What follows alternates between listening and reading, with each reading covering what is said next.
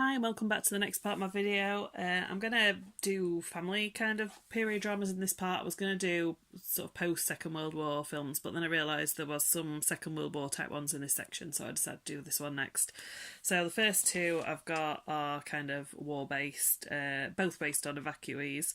This one I only got recently when I was looking up something, around that kind of subject, because I'd watched this next one that I'll show you in a minute a couple of years ago and really enjoyed it, and this was actually really good. I don't know if this was shown on CBBC, I'm not sure, but I think I had seen it before and just assumed it was like a kind of kids TV show. I didn't really know exactly what it was about, but I looked into it a bit further and watched a trailer of it and things, and this was actually really good.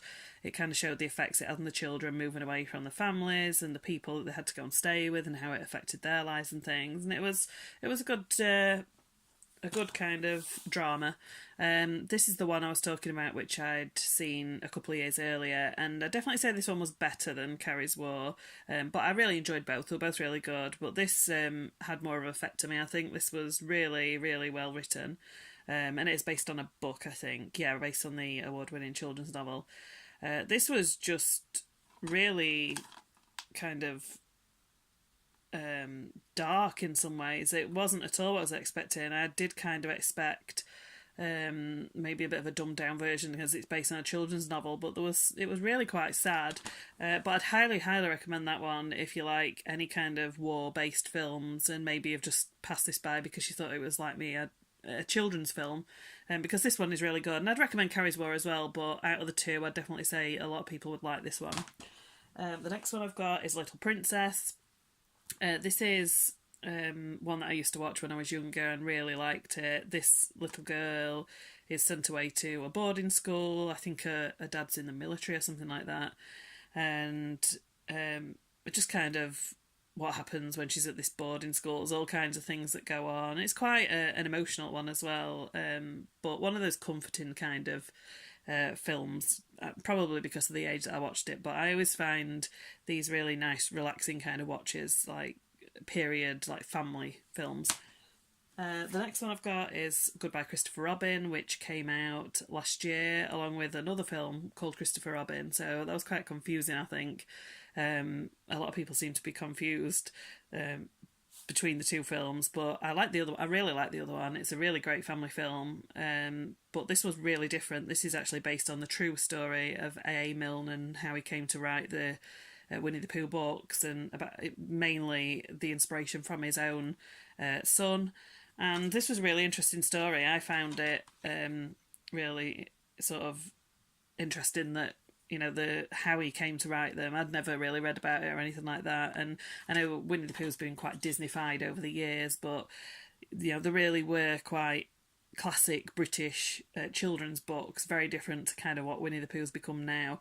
And I'd highly recommend this if you like period dramas or just true stories, to finding out about interesting people from the past. I really did like that one. And then I've got The Railway Children, which is a children's classic. It was a little bit before my time, but I watched it around about the age of 12 maybe, and really liked it, and I've seen it quite a lot of times since then. And it's just one of them ones that I like to revisit every so often. I'm sure most people have seen the original Railway Children. It's quite slow and very old-fashioned, but I just really like it. Again, like a really relaxing kind of watch. And then I've got the remake of The Railway Children, which was kind of a TV film, I think, but actually a really good one. It's got a really good cast. The oldest daughter from the first one now plays the mother in this one, which was interesting. And it's also got Richard Attenborough in, and quite a few other good actors and actresses in it. I actually like this one, probably not quite as much as the other one, just because that's got more memories of me watching it, but this was actually surprisingly good, and I'd say there were parts of it that I thought were better than the original one. It kind of filled in a few gaps from the first one.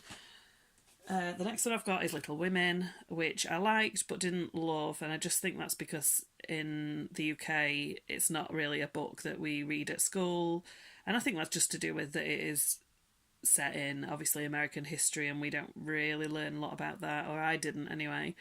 I did really like it, but like I say, it's not as important because the book isn't something that I really knew about. And the next one I've got is Finding Neverland, which has got Johnny Depp, Kate Winslet, and I think Freddie Highmore was in this when he was pretty young. I'm sure it's him that was in it. And this is really interesting about how James M. Barrie came to create Peter Pan and how he's inspired. And this was a really interesting and sweet story. This definitely made me cry at the end of this one, and this is one I want to rewatch again soon, actually. I recommend that one if you like sort of emotional storylines. Then I've got Bally Shoes, which has got a really good cast, but I don't remember loving this one, and I nearly got rid of it recently, but I think I'm going to watch it again before I decide whether to keep it or get rid of it. I might like it more now, or maybe I'll just decide that it was just mediocre, but I bought it for Emma Watson probably initially. She was filming the Harry Potter films at the time, and I used to buy anything that any of the main cast were in, so but it's okay. It's a nice little story. It's not too long. The next one I've got is Tuck Everlasting, which is a Disney film. I bought this for Alexis Bledel, who's in Gilmore Girls, and this was really good actually. She meets this boy and his family, and they've got a bit of a family secret. This is also based on a book. It says here, if you could choose to live forever, would you? So that kind of gives something away. I don't know how much I should say without spoiling it in case anyone wants to watch it. But she kind of meets this boy over the summer, and it's their adventures and how, they become close. And I don't think I'll say exactly what it is because it doesn't really say in the back, so I won't want to spoil it. But kind of the complications of this family secret that he's got. And the next one I've got is I Capture the Castle, which has got Romola Gary in it. And basically this is a coming of age story. She's the main character really. Her sister's also in it. I think it's in the 30s this is set. In the 30s. And they kind of inherit this kind of crumbling castle.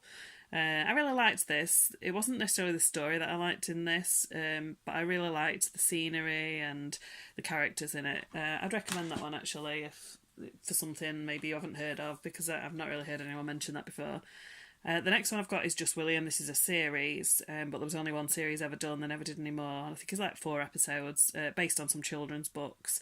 And basically he's a tearaway child, William, and it's kind of the things he gets into and trashing things, and this is actually really good. I bought this when my kids were younger, and they really enjoyed watching this. I think as period things go, they won't really watch that many, but this is one that they enjoyed watching. And the next one I've got is Tom's Midnight Garden. Again, probably one that the kids would have watched, maybe not now. But I bought this mainly for sort of nostalgia, because I remember watching this when it was first released. I can't actually remember how old this is or when it was released, but I saw some of it on telly and it just kind of stuck with me. And when I saw it again, I thought, I've got to watch that. Basically, he goes to stay with his aunt and he finds this garden. At midnight, he can go out into this garden, which leads basically to the past. And I kind of like that element to it. The story's actually pretty slow and not that much happens. And there's some cheesy kind of acting from some of the kids in this, particularly the main actor. But I kind of liked it, I think, just for nostalgia. And the last one I've got in this pile is From Time to Time, which is, again, a bit of a time travel element. This boy goes to stay with his grandma, who's played by Maggie Smith, and he can basically go into the past and he finds out some family secrets, and there's all kinds of things going on. I won't spoil any of the actual plot points, but he finds out things in the past, and it kind of links to present day. And this one was really interesting. I can't remember if this was in episodes or like a film. I think this was a film, 92 minutes here. It probably was like a feature-length one. I remember it being on at Christmas, but I missed it, and then the recording didn't work. So I went out and bought it, and it took me a while to watch it, but actually this was really good. It's written by the person who wrote Downton Abbey, and if you know that, then you'll know that he's a good writer. So I would actually really recommend that if you like Downton Abbey. It's also got several cast members from Downton Abbey as well. So that's it for this part, and the next part will be post Second World War. All right, thanks for watching. Bye.